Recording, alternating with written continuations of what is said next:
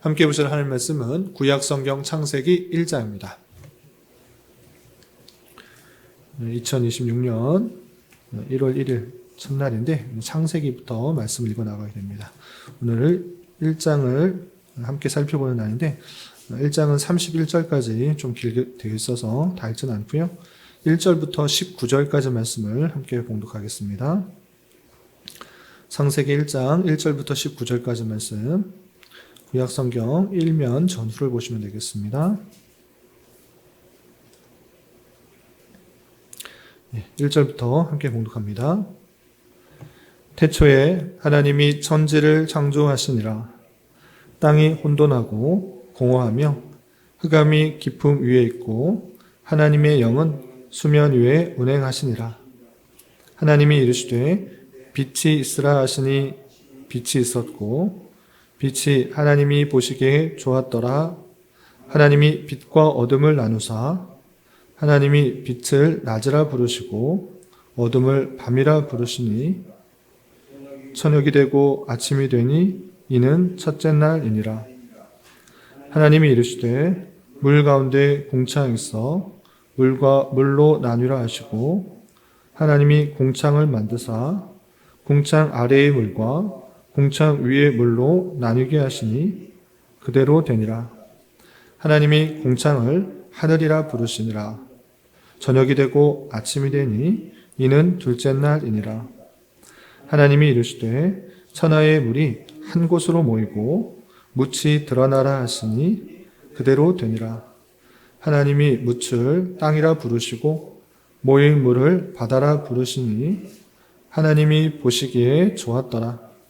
하나님이 이르시되 땅은 풀과 씨 맺는 채소와 각기 종류대로 씨 가진 열매 맺는 나무를 내라 하시니 그대로 되어 땅이 풀과 각기 종류대로 씨 맺는 채소와 각기 종류대로 씨 가진 열매 맺는 나무를 내니 하나님이 보시기에 좋았더라. 저녁이 되고 아침이 되니 이는 셋째 날이니라. 하나님이 이르시되 하늘의 공창에 광명체들이 있어 낮과 밤을 나누게 하고 그것들을 징조와 계절과 날과 해를 이루게 하라. 또 광명체들이 하늘의 공창에 있어 땅을 비추라 하시니 그대로 되니라. 하나님이 두 큰 광명체를 만드사 큰 광명체로 낮을 주관하게 하시고 작은 광명체로 밤을 주관하게 하시며 또 별들을 만드시고 하나님이 그것들을 하늘의 공창에 두어 땅을 비추게 하시며 낮과 밤을 주관하게 하시고 빛과 어둠을 나누게 하시니 하나님이 보시기에 좋았더라. 저녁이 되고 아침이 되니 이는 넷째 날이니라. 아멘. 네, 감사합니다. 네, 오늘 함께 살펴볼 하나님 말씀은 창세기 1장입니다. 이제 2026년부터 창세기를 시작하게 됩니다. 네, 우리가 교회 개척한 지 이제 7년째 되는 해여서 3년 동안 한 장씩 읽어나가면 성경 한 권을 다 보게 됩니다. 그래서 6년이 되었을 때 우리 성경은 2번 살펴보게 되었고 7년 차가 되어서 창세기부터 3번째 말씀 다시 읽어나가게 됩니다. 오늘 1장을 살펴보게 될 텐데 개요는 여러분들 갖고 계시는 말씀일기 책자에 아주 자세하게 나와 있으니까 참조해 주시기 바라고 오늘은 1장을 통해서 또 핵심적으로 교훈받아야 될 것들이 무엇인지 좀 알아보도록 하겠습니다. 갖고 계시는 말씀일기 책자 26페이지 참조해 주시기 바랍니다. 1장에서는 하나님께서 천지를 어떻게 창조하셨는지에 대해서 자세하게 나옵니다. 6일 동안 창조하셨는데 그 내용을 보시면 26페이지입니다. 1절부터 2절까지는 창조의 시작에 대해 선언에 대해서 나와 있고 3절부터 8절까지는 첫째 날과 둘째 날에 만드신 것에 대해서 설명하고 있습니다. 첫째 날에는 빛을 만드시고 어둠을 나누시게 되고 빛을 낮이라 어둠을 밤이라 칭하였다라는 표현이 나오고요. 둘째 날은 궁창을 만드셨습니다. 궁창을 만드셨을 때 궁창 위의 물과 궁창 아래 물을 나눠서 이 궁창을 하늘이라 칭하였다라고 표현하고 있습니다. 그리고 9절부터 13절까지는 셋째 날 만드신 것에 대해서 설명하고 있는데 바다와 땅과 식물, 씨 맺는 그 채소와 또 나무들 만드셨다 이렇게 표현하고 있습니다. 그리고 14절부터 19절까지는 우리가 다 읽진 않았지만 넷째 날 해, 달, 별 이렇게 광채를 내는 그런 천체를 지으셨다라는 내용이 나오고요. 20절부터 23절까지는 다섯째 날 만드신 것에 대해서 표현하고 있는데 조류와 어류를 만드셨습니다. 그리고 24절부터 마지막 31절까지는 여섯째 날 만드신 것에 대해서 표현하고 있는데 그것은 마지막 날 동물을 만드시고 그리고 맨 마지막에 하나님의 형상대로 사람을 만드셨다 이렇게 표현하고 있습니다. 이렇게 창세기 1장에서는 천지가 어떻게 창조되었는지 분명하게 선언하고 있는데 이 내용을 통해서 우리가 알아야 될 몇 가지 교훈을 대해서 생각해 보도록 하겠습니다.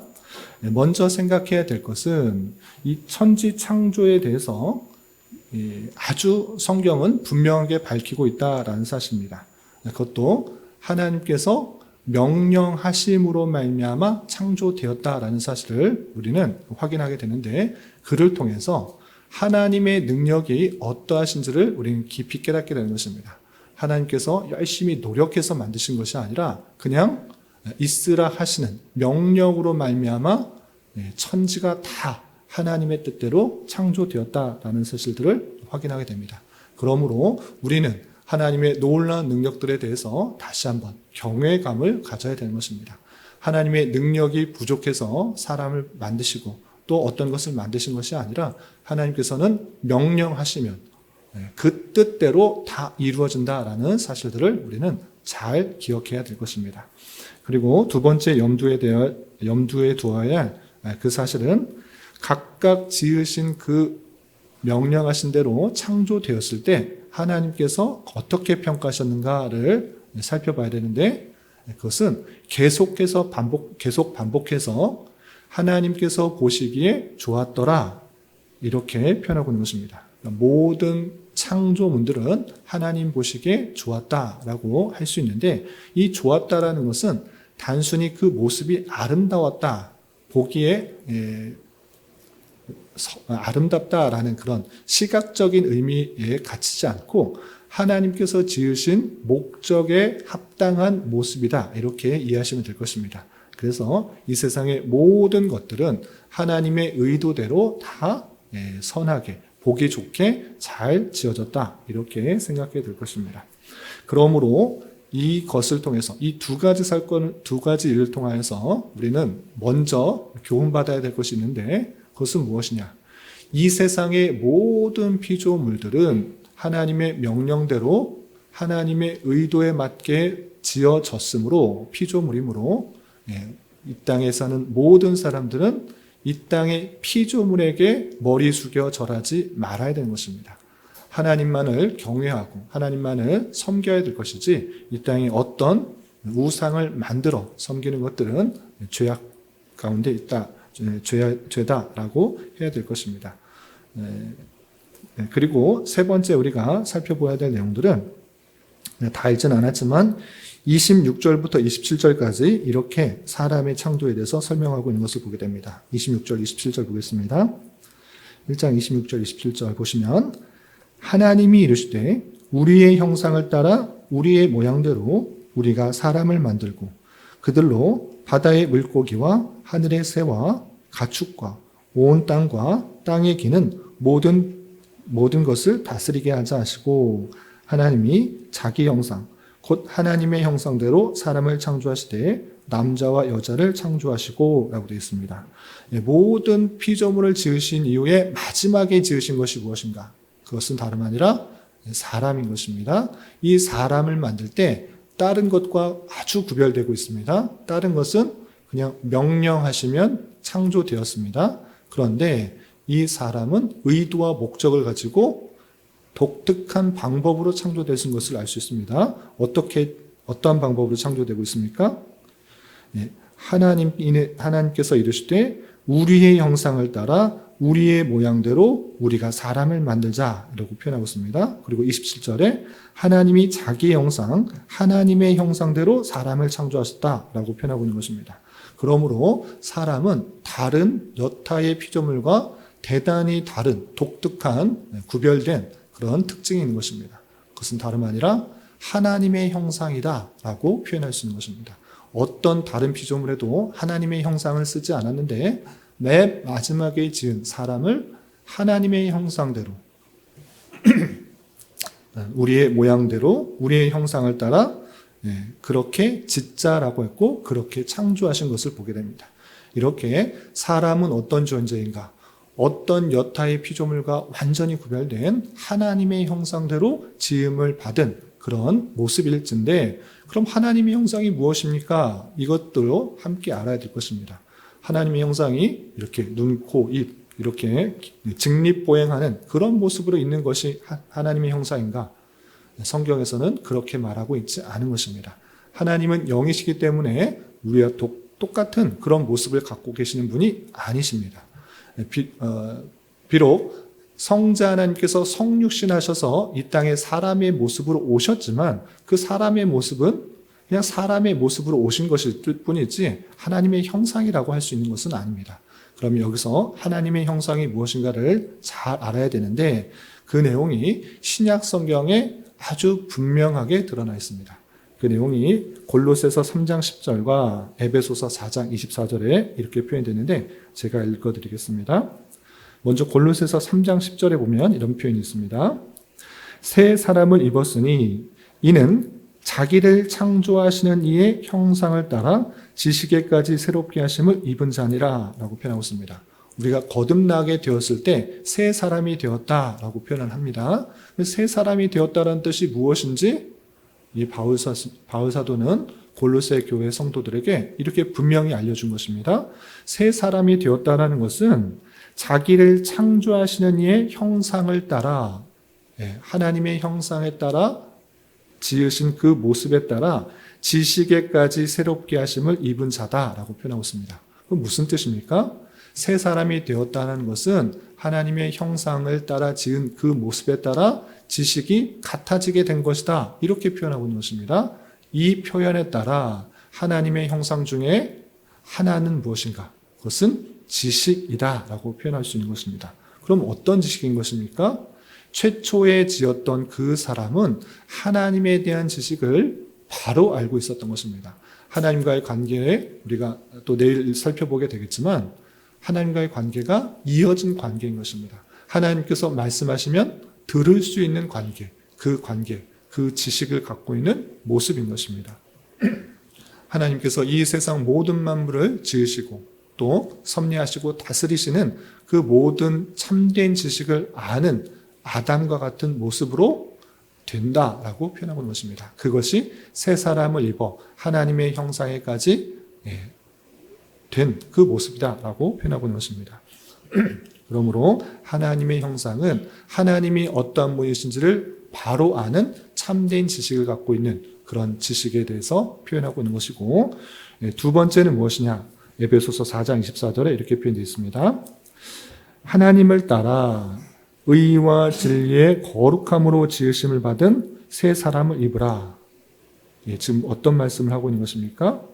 의와 진리의 거룩함으로 지으심을 받은 새 사람을 입으라 라고 하면서 최초의 사람은 하나님의 그 형상에 따라 의와 진리의 거룩함으로 지으심 받은 그런 모습이다. 그런 모습으로 너희들도 그렇게 되어야 된다라고 표현하고 있는 것입니다. 그러므로 둘째 하나님의 형상은 의라고 할 수 있습니다. 의는 무엇입니까? 의로움인데 일반 세상의 법에 올바른 것에 법에 저촉되지 않은 사람을 의라라고 표현하지 않고 하나님의 말씀, 하나님의 법에 일치한 상태, 그것을 의라라고 하는 것입니다. 최초의 하나님의 사람은 하나님의 말씀대로 또 하나님의 형상대로 지어졌기 때문에 그 말씀에 순종하는 사람이었습니다. 그렇기 때문에 의로움을 갖고 있는 그런 형태다라고 할 수가 있고, 그리고 세 번째는 진리의 거룩함이라고 할 수 있습니다. 더 축약하면 거룩함인데 이것은 세상과는 구별된 경건한 모습이다라고 할 수 있습니다. 이렇게 하나님께서 최초 사람을 지으셨을 때 세상과는 구별된 그런 모습으로 거룩한 그런 모습으로 지으심을 받았다. 이렇게 할 수 있는 것입니다. 그러면 하나님의 형상의 본질, 가장 근본적인 세 가지는 지식과 의와 거룩라고 이해하시면 될 것입니다.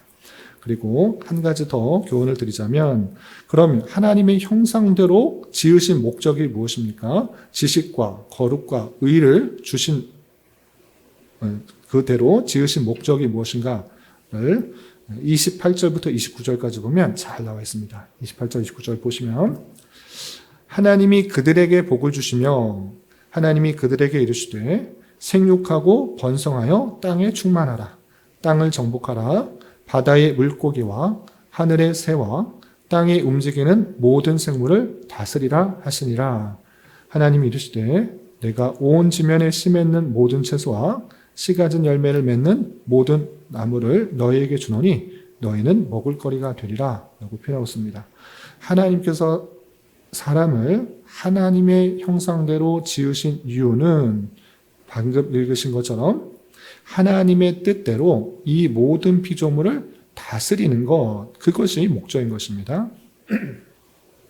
물론 하나님께서 그 모든 것들을 스스로 다스릴 수 있으신 분이심에도 불구하고 하나님의 선하신 뜻 가운데서는 사람을 하나님의 형상대로 만드셔서 그 모든 생물을 하나님의 뜻대로 다스리도록 하는 것, 그것이 목적이다라고 할 수 있는 것입니다.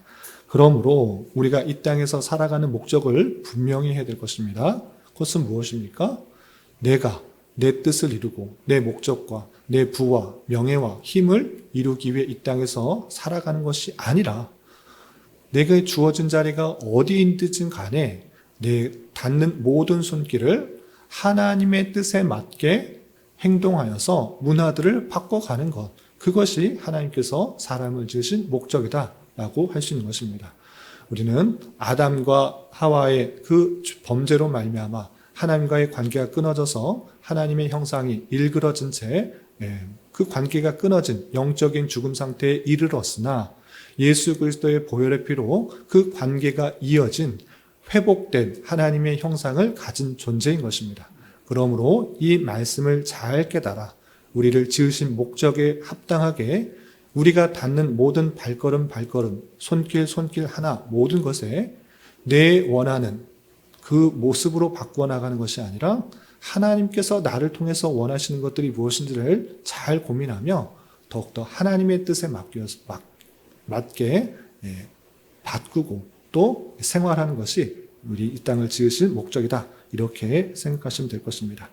이런 말씀에 따라 오늘 하루 남은 한평생 하나님께서 내게 주어진 자리에서 원하시는 것들이 무엇인지를 잘 고민하며 살펴서 그 뜻을 온전히 이루어가는 그런 선한 도구로 쓰임받는 저와 여러분이 되시기를 주님의 이름으로 부탁을 드립니다. 기도하겠습니다. 하나님 아버지 감사합니다. 오늘 말씀 통하여 이 세상의 기원과 목적에 대하여 살펴보았습니다. 이런 말씀을 대하는 자로서 하나님의 선하신 창조하신 가운데 사람으로 하여금 온전히 다스리게 하심을 생각하며 하나님께서 원하시는 뜻대로 창조 질서가 온전히 유지되는 방향으로 우리의 문화들을 잘 다스려 나갈 수 있도록 인도하여 주시고 예수 그리스도의 보혈의 은혜로 회복된 하나님의 형상에 따라 참된 지식과 거룩과 의의 모습으로 우리에게 주어진 삶을 힘있게 살아갈 수 있는 모두가 될 수 있도록 은혜를 더하여 주시옵소서. 주님, 2026년도 새해가 시작되었습니다. 올 한 해도 모든 성도들에게 말씀과 기도의 능력을 회복시켜 주시고 기쁨과 감사가 충만히 넘치는 교회가 될 수 있도록 인도하여 주시옵소서.